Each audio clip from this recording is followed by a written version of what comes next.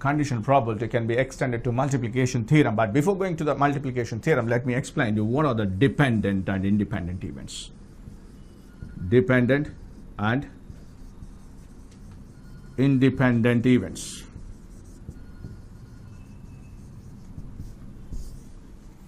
What are the dependent events and what are the independent events?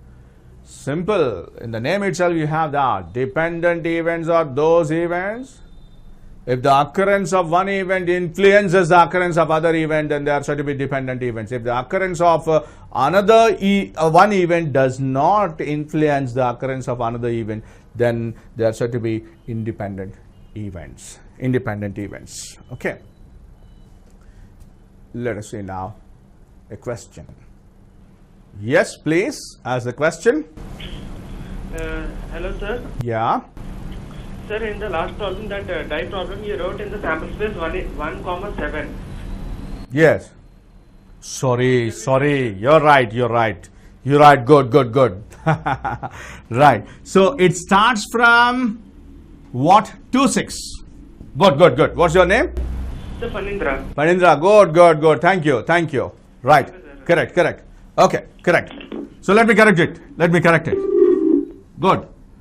Now, I wrote 1, 7. That's wrong because the die contains only maximum 6. Okay. So in this case now 2, 6 because sum is 8, and it is 3, 5, and it is 4, 4, and it is 5, 3, and it is 6, 2.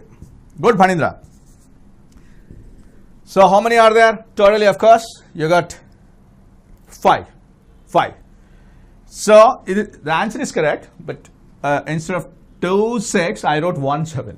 Instead of 2, 6, I wrote 1, 7. So the total number is of course 5 only, and the favorable is only 1. That is 2, 6. It is 1. So required probability is of 1 by 5. 1 by 5. That's good.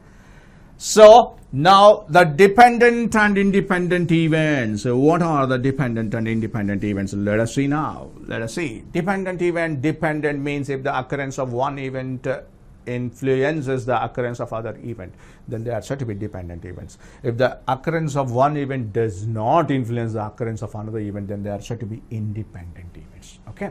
Now let us define now dependent events. Dependent events, let us take an example. Otherwise, example like this. Dependent events.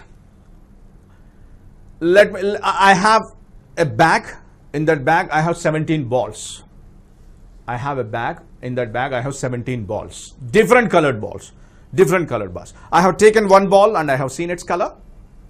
And I replace the ball in the bag. And that event is named as capital A.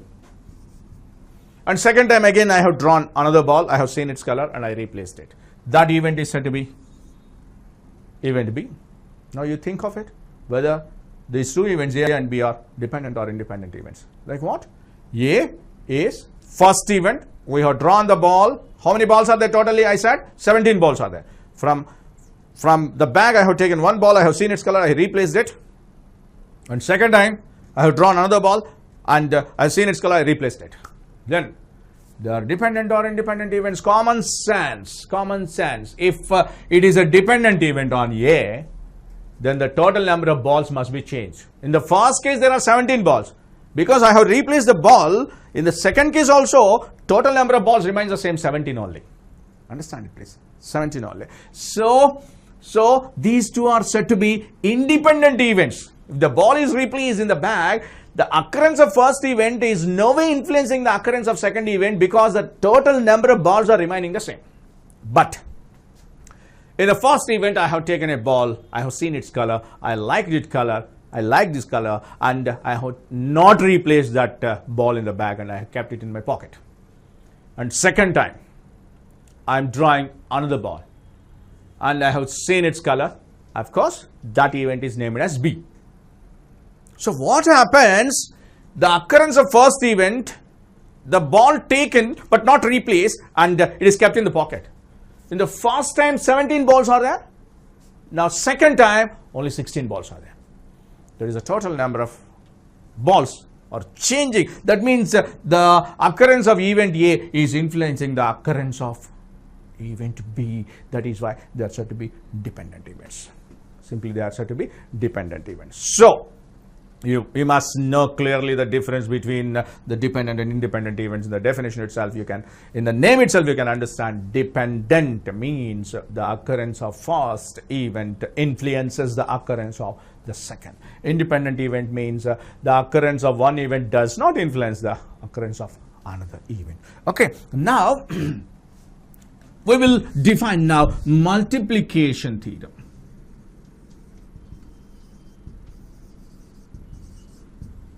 Multiplication theorem or compound probability.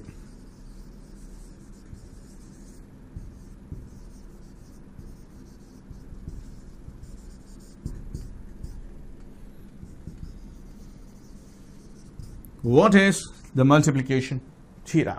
Multiplication theorem is simply, it is got by P of A intersection B is equal to P of A into P of B after A.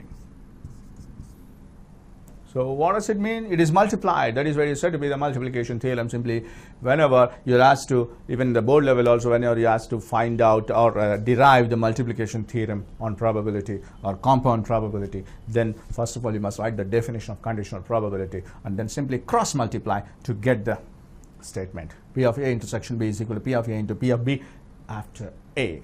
So this is to be used when you get dependent. Understand that.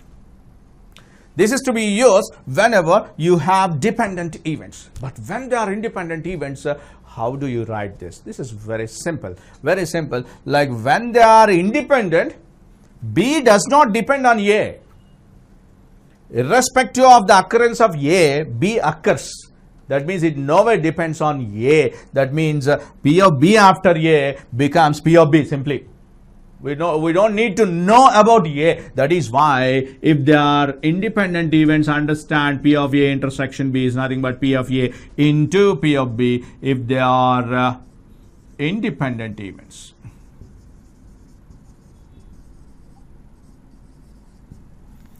I'm very happy today because some of the students are sincerely following my lesson, because I wrote 1-7 and he immediately pointed it out. I'm very happy. If you have any such doubts or whatever the requirements you have, please call up and tell us, and accordingly we will I'll modify my teaching according to your needs. Okay, if you have any doubts, you just mail us and through that mail we will respond. Okay, so this is multiplication theorem on probability. For dependent events, it is P of A intersection B is equal to P of A into P of B after A, and P of A intersection B is equal to P of A into P of B. No need of knowing about A, because they are independent. So simply in this case intersection becomes into.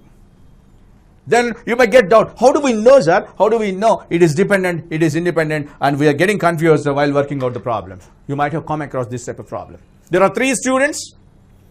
Their capabilities of solving a problem is given. Let me say 1 by 3, 1 by 4, 1 by 5. A problem is given to the 3 students, whose capabilities of solving the problem is 1 by 3, 1 by 4, 1 by 5.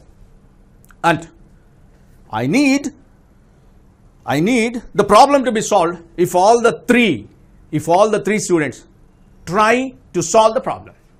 If all the 3 try to solve the problem, then in such a case, it's common sense, the intelligence is independent.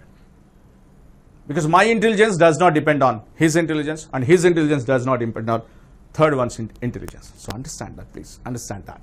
That means unless and until you copy from the others, your intelligence is always independent. Do you understand? So in the case A intersection B intersection C, you can straight away write intersection as into. So that's our common sense. So in such type of problems, you think more generally. Whenever a problem is given in a class, 30 students are there, a problem is given in the class, and you're asked to solve the problem independently. That's what I'm saying. Independently. Then in such a case, what happens? Intersection becomes into. Okay. So we'll work out more and more problems on this one in the next session.